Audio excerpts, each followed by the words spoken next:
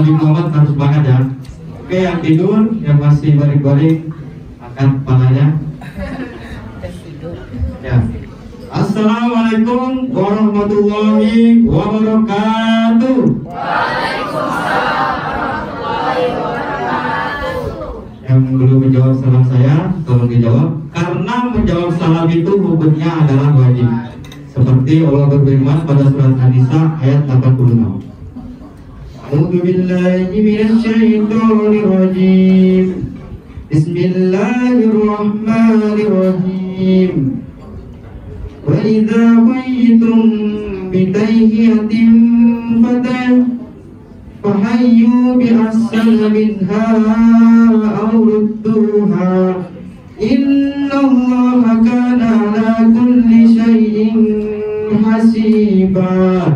Artinya, dan apabila kamu dihormati dengan suatu kehormatan yaitu salam, maka jawablah kehormatan itu dengan sepadan atau dengan sebaik-baiknya. Contohnya, saya mengucapkan salam kepada Ibu Seti, contohnya saya lewat di ruang guru. Assalamualaikum Bu. Nah, Bu Septi menjawab dengan sebaiknya, contohnya Waalaikumsalam. Nah, dengan sebaik-baiknya atau lebih baik, contohnya Ibu Septi menjawab, jika saya ucapkan Assalamualaikum, Ibu Septi menjawab Waalaikumsalam warahmatullahi wabarakatuh. Dan itu walaupun panjang, itu akan membuahkan banyak pahala bagi diri kita. Yang pertama, A'udzubillahi minasyaitonirrajim. Bismillahirrahmanirrahim. Alhamdulillahirrabbilalamin. Alhamdulillazi hadana li hadza wa ma kunna linahtadiya laula an hadanallah.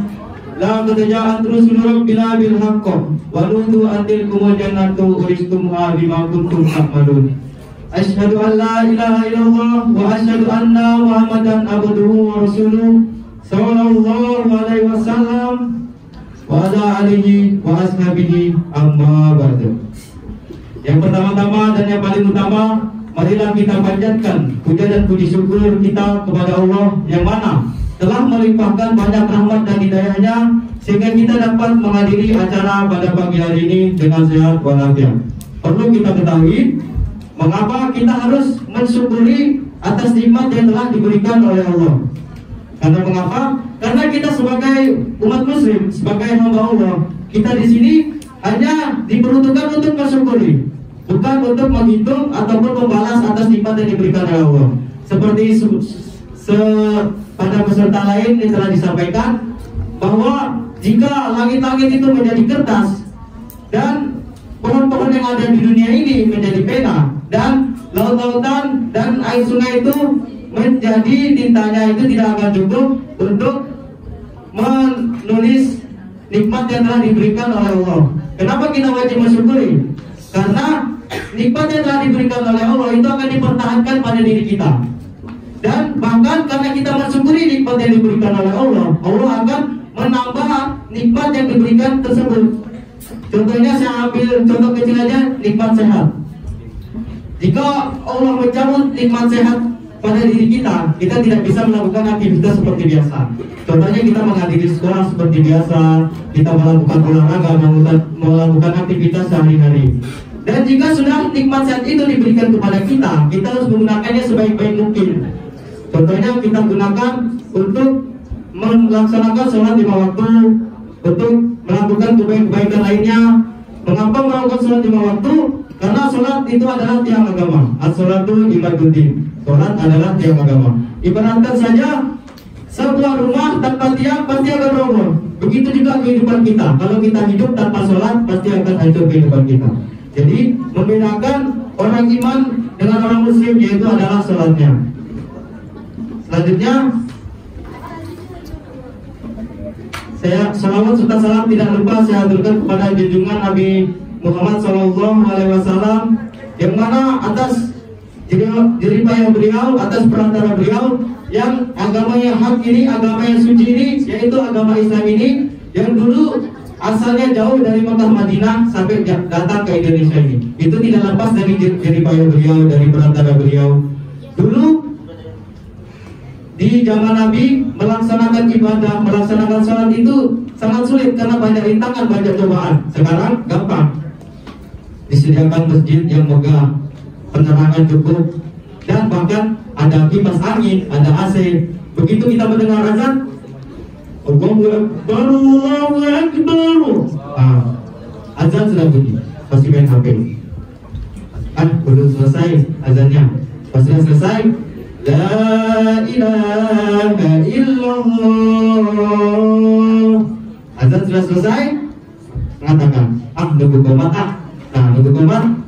Saat komat sudah dilantunkan, sudah di Allahu Akbar, Allahu Akbar, la ilaha illallah, sudah dibacakan, ketiduran. Jangan sampai seperti itu. Jadi berhubungan dengan mensyukuri nikmat Allah tadi, yaitu mensyukuri nikmat yang diberikan kesehatan oleh kita, yaitu kita gunakan sebaik-baiknya. Contohnya kita sudah mendengar azan tadi, langsung beranjak berdiri,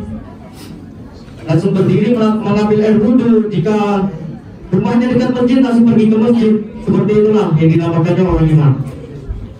Selanjutnya, dan kita dalam melaksanakan seluruh amal ibadah, melaksanakan ibadah itu harus kita landasi dengan niat mukhlisillah kepada Allah. Seperti dalilnya, yarjuna rahmatahu wa yakhafuna adzabah. Jadi semata-mata kita hanya mengharapkan ridhonya Allah, mengharapkan surganya Allah, dan ingin terhindar dari siksanya Allah berupa neraka. Jadi kita melaksanakan suatu kegiatan, suatu aktivitas, suatu ibadah harus berdasarkan dengan niat mukhlisillah karena Allah. Jika itu tidak kita niati dengan niat mukhlisillah karena Allah, itu akan sia-sia. Contohnya kita pergi ke masjid sholat, saya pergi ke masjid sholat biar dilihat mbaknya yang cantik karena saya sholat sunnah nanti. Nah itu dia sudah salah niat. Dia di situ amalan yang dia lakukan, berapa banyak rakaat dia sholat, berapa banyak dia baca Al-Quran, di situ akan sia-sia karena dia tidak berlandaskan dengan niat karena Allah. Dan selanjutnya kita sebagai anak muda, sebagai generasi penerus bangsa, di sini kita wajib untuk mencari ilmu. Seperti yang dijelaskan, thalabul ilmi fardhatun 'ala kulli muslimin. Dan mencari ilmu itu hukumnya wajib bagi tiap-tiap orang muslim. Mengapa wajib? Karena kita mendapatkan ilmu, kita itu akan mengetahui mana yang benar, mana juga yang salah. Di situ kita bisa mengajarkan ilmu yang sudah kita dapat kepada orang lain. Contohnya kita mengetahui ilmu suci dan najis. Nah, contohnya kita bisa mengajarkan pada teman kita, kalau buang air kecil itu cebok ya, jangan langsung buang air kecil langsung disiram, ketiknya tutup. Tidak boleh. Itu salah satu ilmu yang kita dapat, kita ajarkan kepada orang lain. Sebaik-baiknya ilmu adalah ilmu yang bisa kita dapatkan dan kita ajarkan kepada orang lain. Dan saya di sini mengajak teman-teman semua untuk selalu melakukan kebaikan pada diri kita. Soalnya setiap kita melakukan sesuatu, kita harus ingat kematian. Tentunya, dan kita tidak tahu kapan itu kematian terjadi pada diri kita. Dan kesimpulan dari materi saya ini, saya harapkan kita selalu bersyukur atas apa yang telah diberikan oleh Allah, dan kita harus selalu menggunakan nikmat tersebut dengan sebaik-baiknya. Apabila sekian saja yang dapat saya sampaikan, apabila ada kurang dan lebihnya saya mohon maaf sebesar-besarnya. Wassalamualaikum warahmatullahi wabarakatuh.